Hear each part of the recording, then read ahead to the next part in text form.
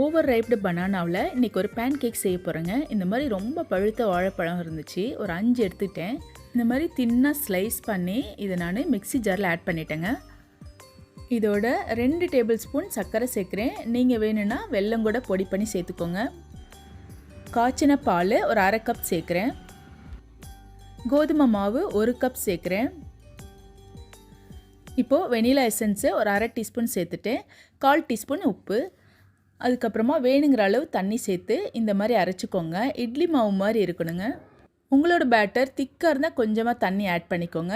இப்போ ஒரு பேன் சூடாயிடுச்சு. இதில் நான் நல்லெண்ணெய் ஒரு 1/4 ஸ்பூன் தேய்ச்சி விட்றேன். உங்களுக்கு வேணும்னா கீ கூட சேர்த்துக்கலாம். ஒரு சின்ன கரண்டி மாவு எடுத்து இந்த மாதிரி லைட்டாக தேய்ச்சிட்டா போதுங்க.